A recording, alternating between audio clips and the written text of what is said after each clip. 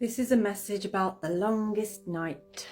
I've got this feeling that there's something dragging along in your life at this time and you're wondering, is there an end to this? Is this just how it's always going to be? And as it is now December, we're going to be working with the Yuletide Tarot. So let's get into what this message is for you. I'm going to pick your runes first of all. So this longest night for you, what is going on? Why is it dragging on? Okay, I feel like you're seeing this message today because whatever it is that's dragging on at this time is about to shift and change. Okay, now this could be, for some of you, I just see somebody going, I'm done. And it's like you're walking out of a job or you're walking away from something that you never thought you could or that you would. And you're just like, that's it, I'm done. I can't keep doing this now. And it's interesting because it's almost like you've had a realization of a real purpose within you. Like you've sort of found a missing key. And I feel like this has been over the past couple of days, maybe even 24 hours for some of you. You may have even woke up and then seen a message like this. So that's your confirmation, okay? Whatever has been taking the longest time is about to shift and change in your life now. But it's bringing with it something that is long lasting. Something that is basically a consequence of an action of yours, but in a positive way. Because the action that you've taken recently has actually shown growth in your own personal stability, if I've explained that well. So what I mean by that is that you may have said no to somebody recently, or you may have decided to work on your own security for yourself rather than waiting for someone else or asking someone else to be that person for you.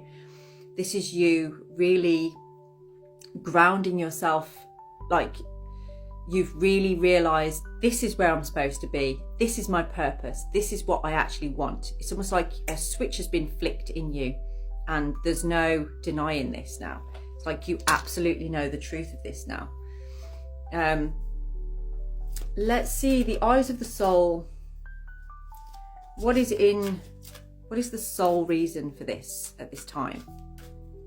Because if you're watching this video, you're already feeling this, you're already knowing this. The master in Tibet, become the master that you seek. Okay? Manas, purpose, who you are, what you are here to do, who you are becoming. It's been the longest night.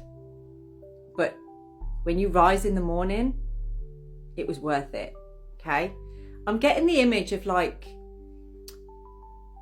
say for instance, if you've ever heard of doing like sitting out, you know, if you're basically doing like a soul quest and you are sat with yourself in the dark, you know, and you've basically said to yourself, I'm going to stay here for the next 20 hours, okay? Now I've done this myself, where you actually put yourself in a place where even if you wanted to move, you couldn't because you're surrounded by holly bushes and all sorts and your car's like a mile away.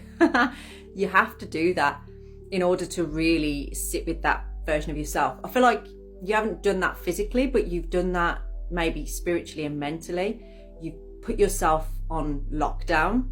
You've gone through this longest night and now the dawn is starting to break through. So it's starting to, but what you've recognized or realized from there is that you are the key to this. You're the leader. You're the one that is the master. The answers are within you. You're never going to find them in somebody else.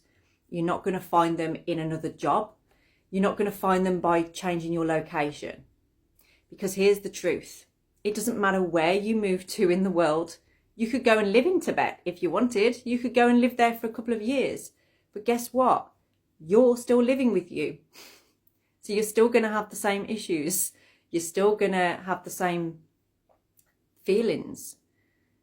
But you've acknowledged this and you're recognizing, actually, yeah, if I'm in this vessel and this is me, I need to be fully at home with that. I need to be fully at home with who I am and what my purpose is and what I'm doing here, and actually living that life and enjoying it. So you are becoming this master that you are seeking. It's within you. The answers are there. Okay, I'm going to get into a couple of tea leaf cards and then we'll get into the tarot, because I just want to see if the tea leaves are going to give us anything more confirmation for you really about this, so that you know that it's definitely your message. Okay, Weeping Willow and Family Sorrow. I did say that right, but no, yeah, Weeping Willow and Family Sorrow. It didn't sound right when I said it. There's something not right about this message, because what's not right here? You're grieving something, but it's like you can't tell anybody what you're grieving. It's almost like you're keeping it really close to your chest, like nobody else knows about this. And I feel like there's a little bit of regret in you there that you didn't sort of divulge some of this to maybe a couple of people in your environment or around you, because now you're kind of having to deal with this sorrow all by yourself. This feels like either something is separated from you, or a person separated from you, or you've pulled yourself away from someone else. There's grief here. There's grief to do with that. And this is important for you to recognize and realize that there is grief to be moved through. Okay, so if you've been feeling emotional and you're not really sure why, it could be to do with that. There's something surfacing. We have angel and spiritual guidance, protection from harm. So if you've been having some maybe vivid dreams recently, or you've just been feeling that there's something protecting you or something around you, just been feeling spirit around you. I always feel like between Samhain and Yule, there is like an easier way to connect with spirit. It sort of just feels like spirit is closer to us. Maybe it is through protection. Maybe, yeah, maybe it's guiding us, bringing that light in the darkness. So you've been protected through that longest night that you've just been through. Spirit has been protecting you through there. I'm seeing a woman, actually. She would have had dark hair, maybe like longer than mine.